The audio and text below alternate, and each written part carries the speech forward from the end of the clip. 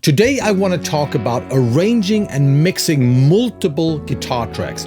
Rhythm guitars, double and quad track, lead guitars, clean guitars, solo guitars. You easily end up with a whole bunch of guitar tracks, and this can be confusing and overwhelming. Today I want to show you how I handle this. We're going to work on two examples to show you how I both arrange or automate my tracks, not only to make them sound great, but also to support the energy flow of your song.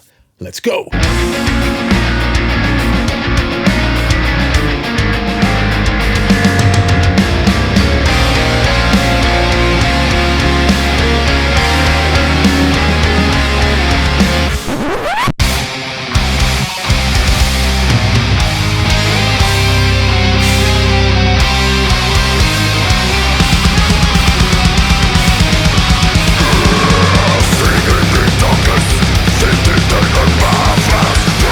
What you should understand is that both the guitar arrangement and the automation of the mix should both always support the message of the song. And as we will see later in this video, that's sometimes very easy and sometimes a little more difficult. Let's start with the rhythm guitars, because rhythm guitars are rather easy because they are very stable tracks. They play most of the time, maybe 80 or 90% of the times you have your rhythm guitars playing, unless there's a clean part or an intro or something like that. They're like a backbone of a metal mix.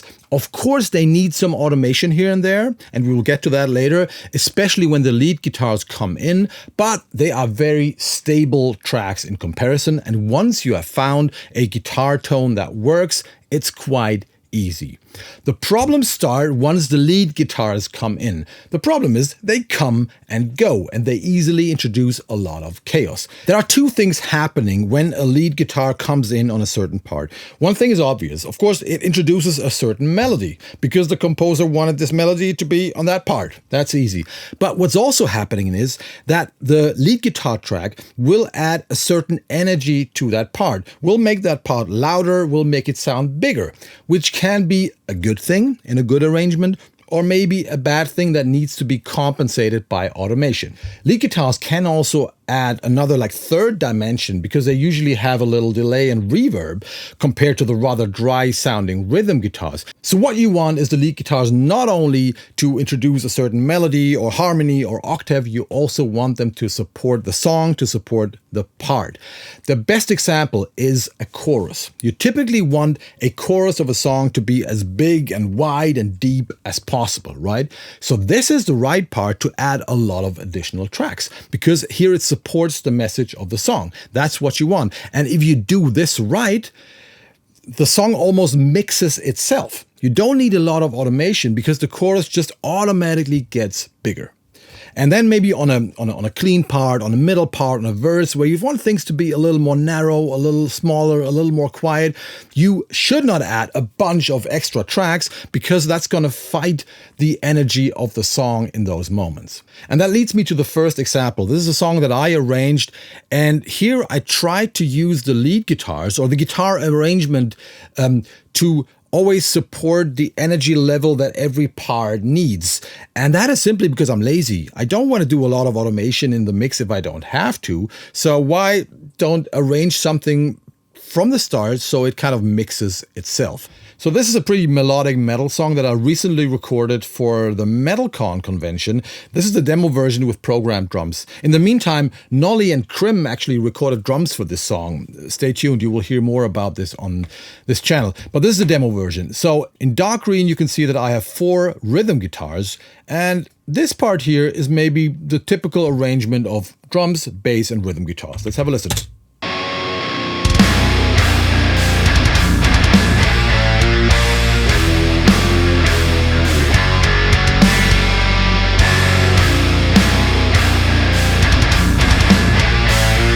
And over here, we've got the chorus. And as you can see, we not only have the 4 rhythm guitars, we also have 3 additional guitars coming in. This is a stereo clean track plus 2 distorted lead guitars.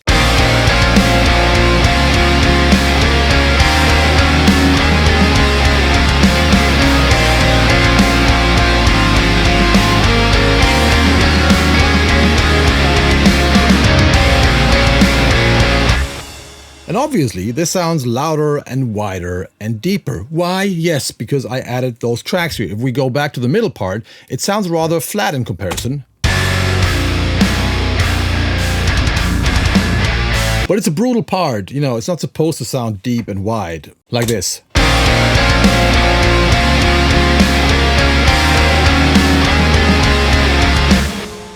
What I've done here is I've added a double track melody.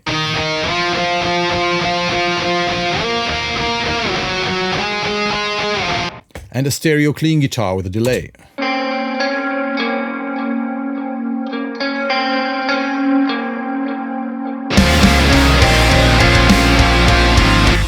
And those guitars also have either a delay or also a reverb, like this one. Which means we're not only making things louder, we're also making things deeper.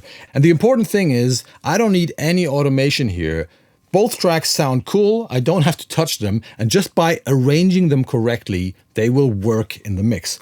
Let's quickly have a listen to the verse, because I did something differently. I wanted the verse obviously to be a lot smaller, but I knew that I had those two lead guitars here, which sound like this.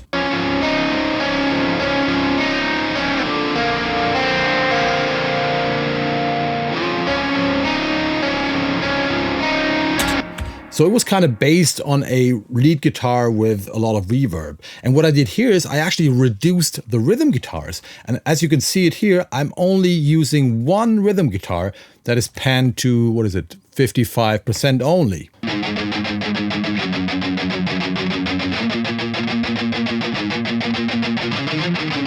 With a flanger on it. And that just reduces the energy again. Let's have a listen. And we can actually have a listen to the transition from the verse into the big chorus.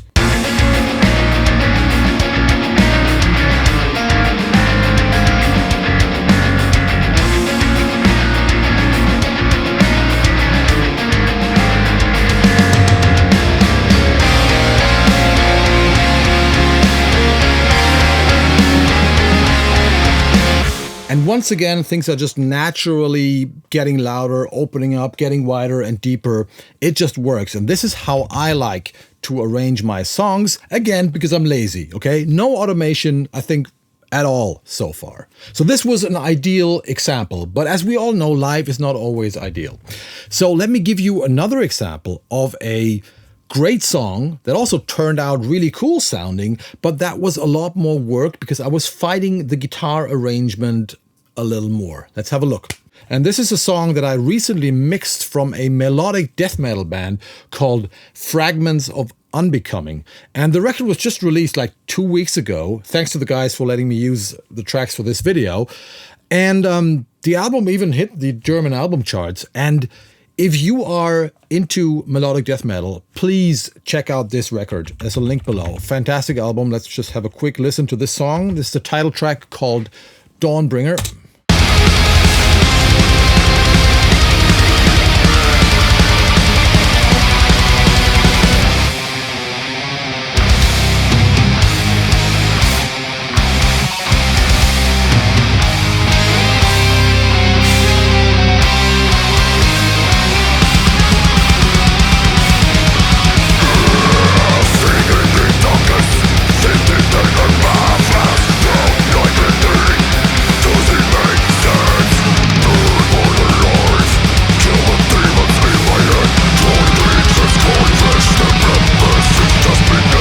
In a recent video, we talked about tempo changes, and this band is so good with tempo changes. Let's just listen to how much the transition to the chorus like hits you. I think that's here.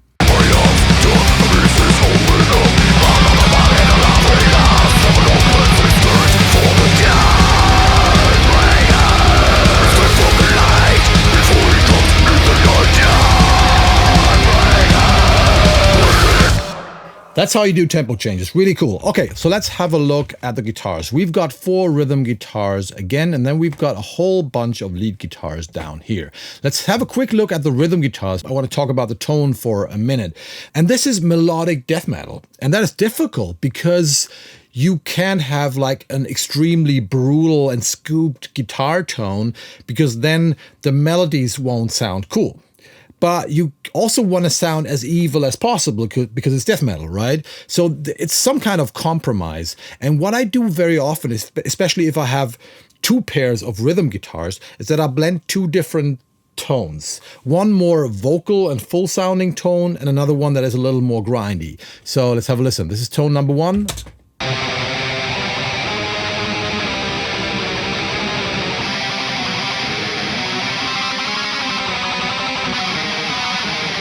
And together.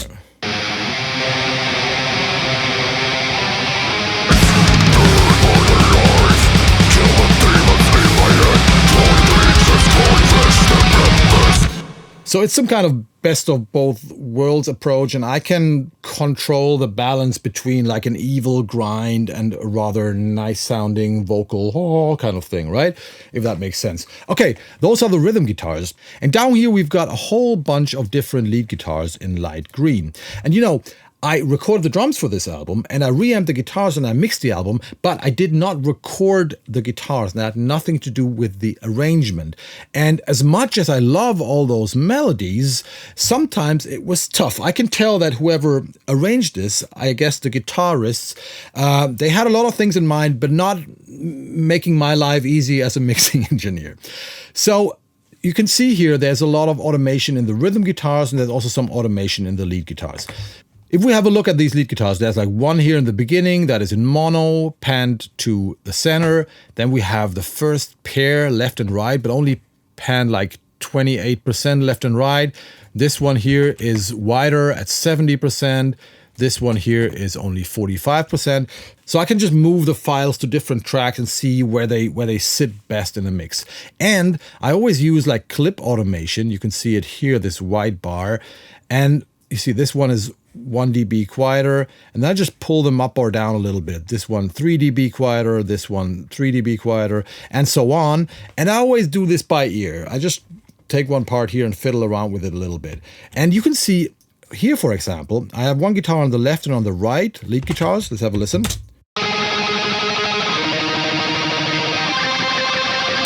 The one on the left is pitched higher and on the right one is lower. I usually have the higher one a little quieter because it just appears to be louder. And you can see here, I pulled this one down 1 dB and this one is at 0. Or what do we have here? Here's the opposite. Right side is louder. It's at plus 2.5 dB. Left side 3.5, 1 dB louder. So you see, always, you know, fine-tune things a little bit. And then you have to make sure that everything works within the context of the song. And this is when I start to automate the rhythm guitars as well. I also do this by using clip automation, as you can see here. This one is pulled down. All 4 rhythm guitars are pulled down 1 dB. This one is actually plus 1 dB. But I created this fake automation track here so you can see the automation that I've added to the rhythm guitars here, okay? And I want to start with this part here, where we have a lot of lead guitars coming in. And you know, the ideal situation is that you have your main mix, like drums, bass, and rhythm guitars, and then you just keep on adding lead guitars and everything gets better. This is what's happening here. So we start with one lead guitar.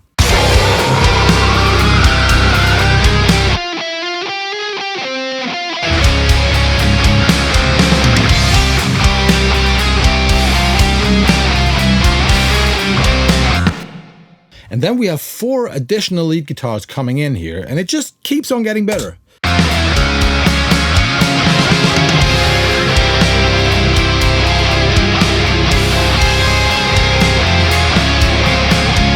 And this part has such a nice chaotic oriental feel. There's a lot of single different melodies.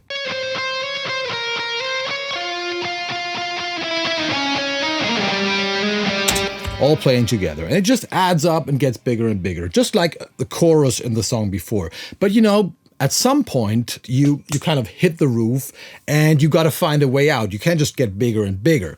And this is what's happening later here. But let's keep on going. So 2 guitars kind of stop here, but we have another one coming in here, which is a little louder, I think. Yes, than the other ones. So it just goes on like this.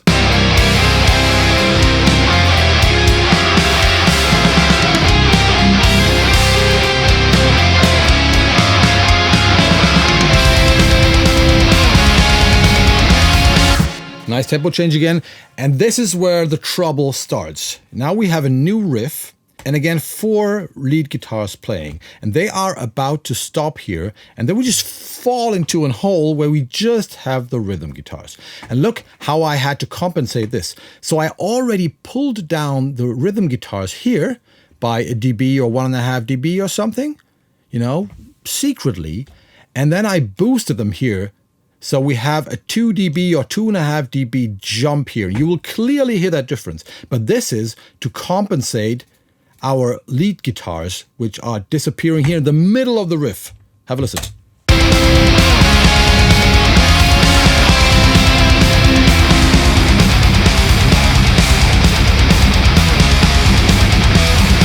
And now that you know what's happening here, you can clearly hear it. But if you just listen to the song without thinking about automation, this will sound quite organically. And again, the important thing is we want to keep the energy going. And that means we need to compensate for the lack of lead guitars. Now you can see here what happens next. The lead guitars are coming back. So I can pull down the rhythm guitars a little bit again. And then even a little more. This is like 0.5 dB and 0.5 dB again. So then here we are back to normal, to 0 dB.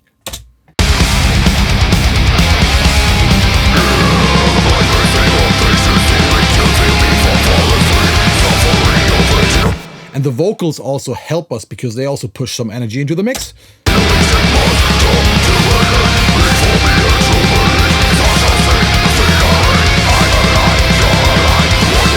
And you can probably tell what's gonna happen here. The lead guitars stop again, and we need to compensate. So here I'm boosting the rhythm guitars 2 dB.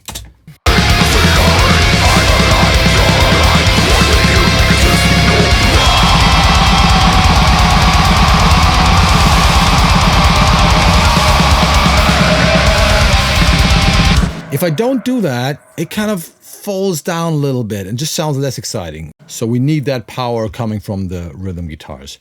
Next part, no lead guitars. So now we have the rhythm guitars 2 dB louder than they should be in my normal mix. So I'm trying now to get back to normal. On this next part, we've got the vocals coming in. So, you know, I can already like step down 1 dB again.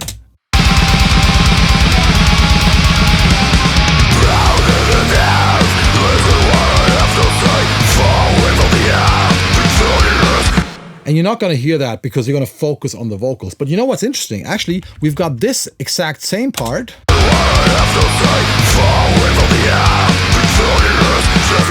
Before in the song as well, here.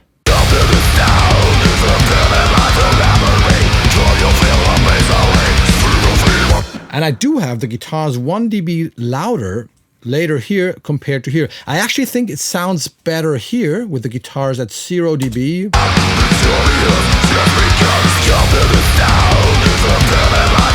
Because the toms just pop out a little better.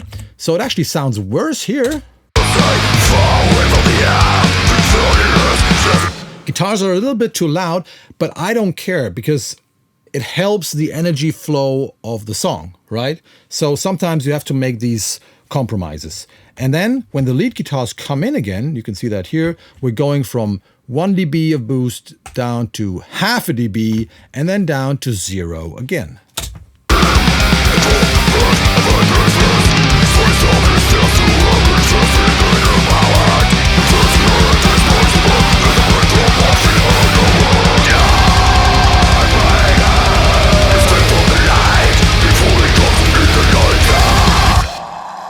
So these are all very small steps, 0.5 to maybe 2 dB max.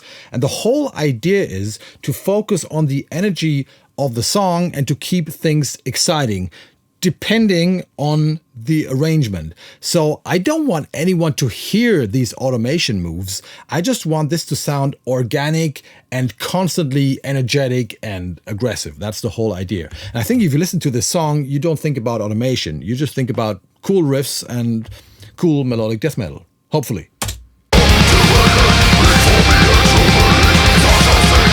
I think that's all for today. I hope I could inspire you a little bit. If you enjoyed this song, you can do 2 things. You can either just click the link below and listen to Fragments of Unbecoming, which you should, You can also mix this song yourself. There's another link to a little course inside my academy where you can download the multitracks, where I do like a complete walkthrough of the arrangement. It's not really a mixing course, but you can get an overview of the arrangement, and you can see how I mixed it, and you can mix it yourself. Of course, if you are a member of Kohle Audio Cult, this is included. Like all the courses, all the multitracks, all the samples, all the IRs, everything is included if you are a member of Kohle Audio Cult. Link below. Check out the band, check out the academy. Have fun mixing, arranging, and automating your guitar tracks. That's all I wanted to tell you today. Thanks for watching. I see you in hell, motherfuckers. Bye-bye.